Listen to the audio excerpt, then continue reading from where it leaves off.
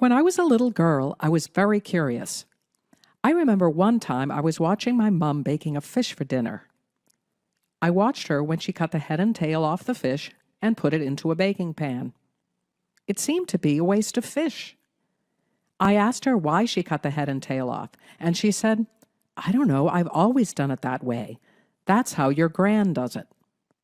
I thought this was strange, so I went across the road to my grandmother's house to find out why she cut the head and tail off the fish before baking it. She thought for a while and she said, "I don't know. My mother always did it that way." So she took me by the hand to walk along the road to see my great-grandmother, to find out if she knew the answer. She thought for a minute and said, "Well, that was because my baking pan was too small to fit in the whole fish." What seems an innocent inquiry from a little girl is actually what this is all about.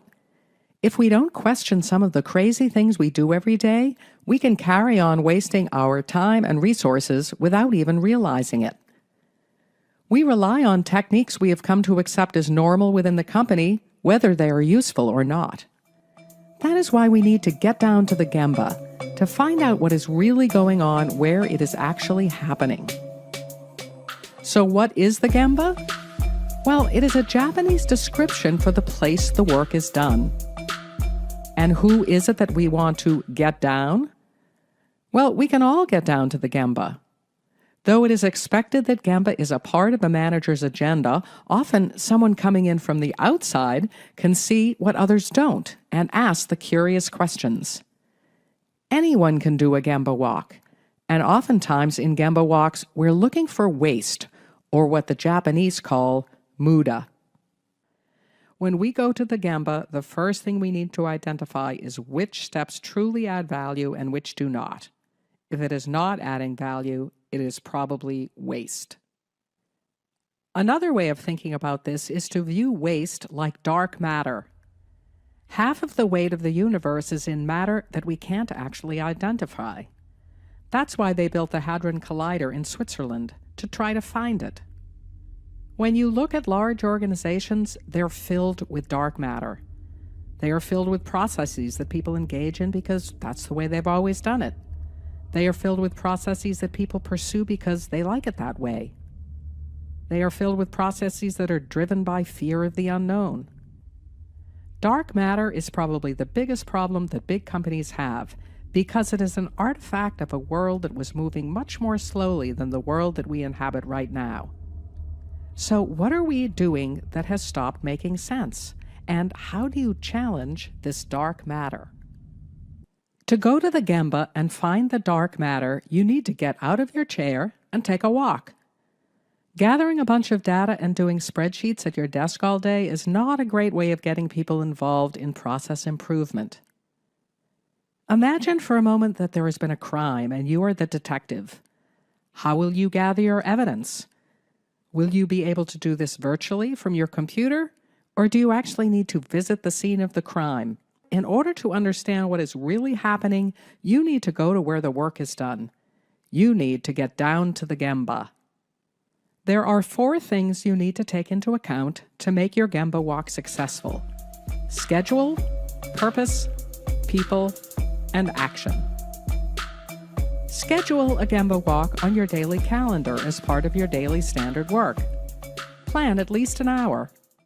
Let the people in the area you are going to visit know that you're coming, so they are prepared for your Gemba walk and know to expect you.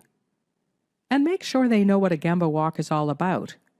You want to see what is really happening and for people to feel safe enough to show you the truth of the process. Then consider the purpose of your Gemba walk. Just walking around looking at things is not productive. Your purpose could be looking out for waste or dark matter. Or you might focus your walk on other improvement areas such as 5S or safety. Then consider people. During the Gemba walk, you really need to talk to the people doing the work. You can't stand back and observe them. To be successful, you need to engage with them. Ask them how things are going. Find out what is working well and what is not. Conversations will lead to a deeper understanding of what is really happening and it will make the people that you are talking to more willing to be open with you. In turn, they will share with you the things that are bothering them or preventing them from being as productive as they want to be. Lastly, consider action. You should get some great ideas and you should see a problem that needs to be fixed. The idea is that you then work with the people doing the work to solve the problem and help them find solutions. Your role is to track the ideas, make sure that you're driving them to completion. It is the team that discovers and applies the solutions. It is the team that has the ownership of the improvement effort. Sometimes solutions are complex, but often people just need to be given permission to make a change and just do it. Okay, so we're going to walk the Gemba. We have let people know we're coming. We have a purpose. We are ready to talk to the people and are all set to come up with a practical action plan. Sounds great, but what questions should we actually be asking? Taiichi Ono was the developer of the Toyota production system. One of the techniques that he is credited with is teaching people how to see waste in the process. He would draw a chalk circle on the floor and ask an individual to stand in the circle and observe the process being performed numerous times in order to help them see the waste after understanding the core process being performed. Ono would then come back and ask the individual what they had seen. If the answer was unsatisfactory, the person had to stand longer and continue to look for waste. Questions that the observer within the circle was expected to answer included the following. What are they doing? What is that tool or equipment or device used for? Where are they going? What made them do that? What interrupted them? What are they waiting for? How many do they make at one time? So, people have questioned whether there really was an actual circle involved in the Ono method. They suggest that might be a myth, but the lesson of his teaching, the constant practice observing reality at the Gemba, that's what is important. The final question of our session today is this: when will you next get down to the Gemba?